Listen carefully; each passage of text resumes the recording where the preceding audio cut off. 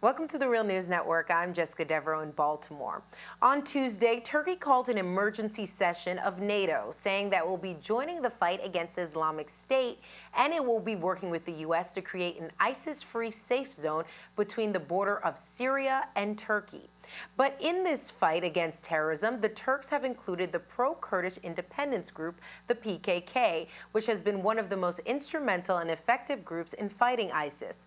So with all this news, we want to know if the U.S. is entangling itself in another conflict in Turkey without coming much closer to defeating ISIS. Now joining us to help us answer this question is Larry Wilkerson. He is the former Chief of Staff to Secretary of State Colin Powell and a regular guest on The Real News. Thanks for joining us, Larry. Thanks for having me, Jessica. So, Larry, let's quickly talk about this safe zone. How much of this ISIS-free zone is about ISIS, or how much of this is really about defeating the pro-independence Kurdish movement?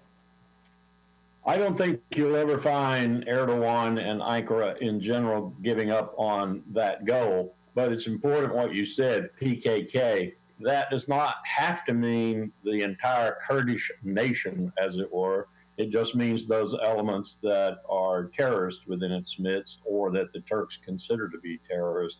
I think this was a combination of things that made Erdogan want to come back into the fold, if you will.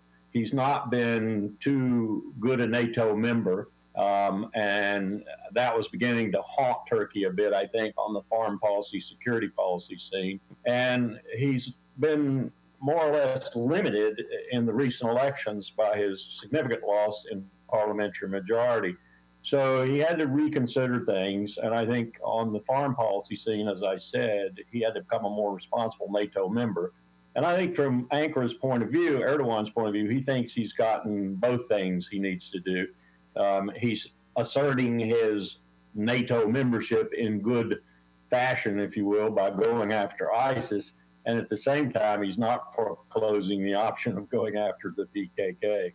But Larry, if the Kurds were so successful in fighting ISIS, in particular in Syria and in Iraq, where Kurdish groups are being seen as the most effective ground troops in the battle against ISIS, is this deal in reality going to actually help defeat ISIS? I mean, essentially, if you are so concerned about fighting ISIS, why would you then throw your support to a power that is going to be undermining the group that's really been on the front lines?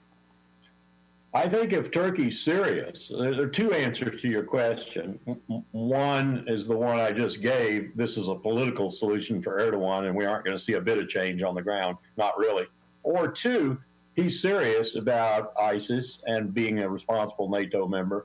And if you're talking about forces to oppose ISIS, and the most powerful amongst those forces, Turks on the ground would lead the list, not the PKK and not the Kurds in general. So if he's really serious about it and he's willing to put Turks on the ground to fight ISIS, then we've got a different military situation. In fact, I predict we've got one that if he does that, we'll see the end of the formidable aspects, if you will, and I don't think there are too many formidable aspects of ISIS within the next year. It'll remain to be seen how serious he is, and we'll see if he does, in fact, create this zone and how big it is. Because if you say the zone's on the border, it could be a kilometer.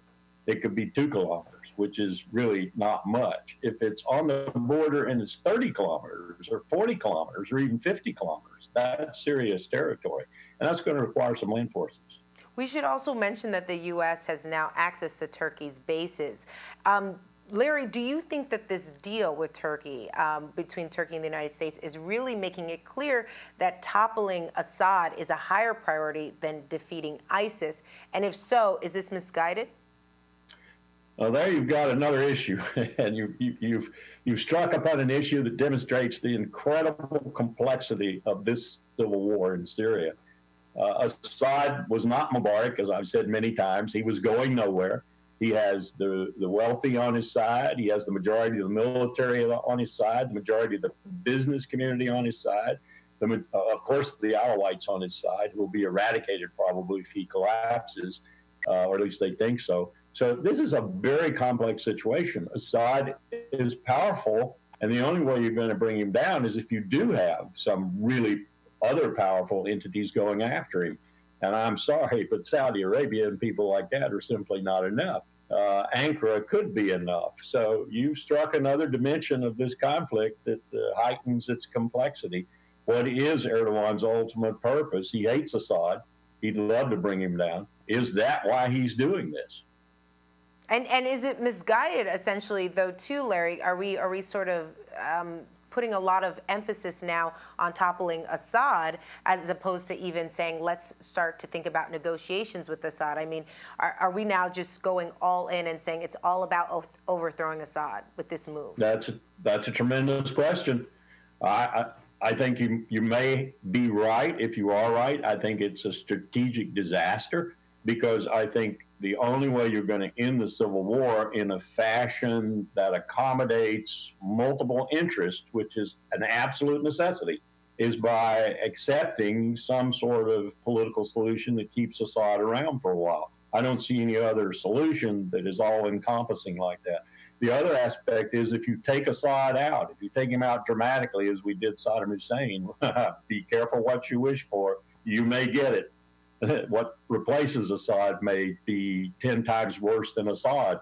So this is not a very smart decision if what you've said is true, what I've suggested about the complexity is true, that we're really after Assad. All right, Larry Wilkerson joining us from Falls Church, Virginia. Thank you so much for being with us. Thanks for having me, Jessica. And thank you for joining us on the Real News Network.